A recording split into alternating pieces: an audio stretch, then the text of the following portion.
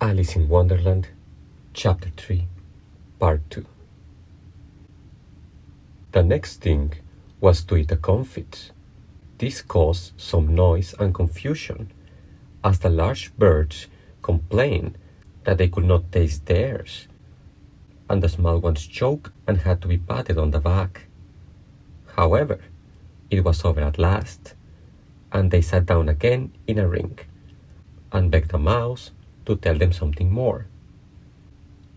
"You promised to tell me your story, you know," said Alice. "And why is it you hate C and D?" she added in a whisper, half afraid that it would be offended again. "Mine is a long and sad tale," said the mouse, turning to Alice and sighing. "It is a long tale, certainly," said Alice, looking down with wonder at the mouse's tail. "But why do you call it sad?" And she kept on puzzling about it while the mouse was speaking, so that her idea of the tale was something like this. Fury said to a mouse that he met in the house, "Let us both go to law. I will prosecute you. Come, I'll take no denial. We must have a trial. For really, this morning I've nothing to do." Said the mouse to the cur, "Such a trial, dear sir, with no jury or judge, would be wasting our breath." "I'll be judge, I'll be jury," said cunning or Fury. "I'll try the whole cause and condemn you to death." "You are not attending," said the mouse to Alice severely. "What are you thinking of?" "I beg your pardon," said Alice very humbly. "You had got to the fifth bend, I think." "I had not," cried the mouse, sharply and very angrily. "And not?"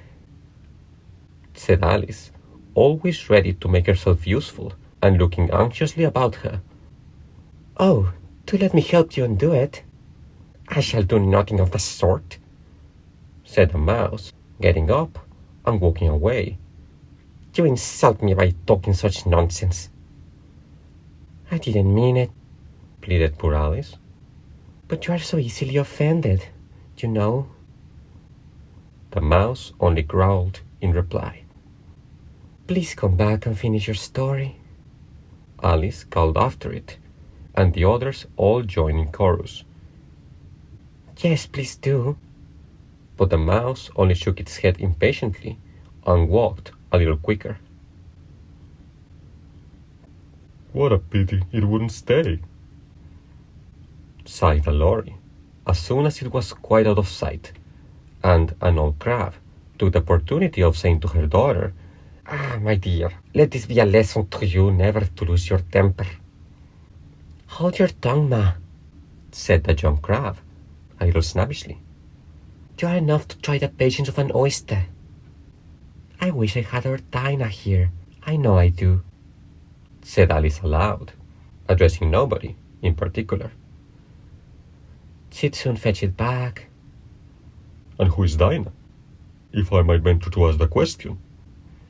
said the lorry. Alice replied eagerly, for she was always ready to talk about her pet.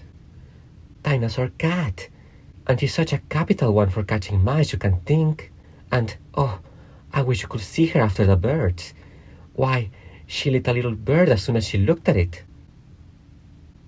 This speech caused a remarkable sensation among the party. Some of the birds hurried off at once. One old magpie began wrapping itself up very carefully, remarking, "I really must be getting home. The night air doesn't suit my throat." And a canary called out in a trembling voice to its children, "Come away, my dears. It's high time you were all in bed." On various pretexts, they all moved off, and Alice was soon left alone. "I wish I hadn't mentioned Dinah," she said to herself in a melancholy tone. "Nobody seems to like her down here, and I'm sure she's the best cat in the world. Oh, my dear Dinah, I wonder if I shall ever see you any more. And here poor Alice began to cry again, for she felt very lonely and low-spirited. In a little while, however, she again heard a little pattering of footsteps in the distance, and she looked up eagerly, half hoping that the mouse had changed his mind and was coming back to finish his story. Thanks for listening.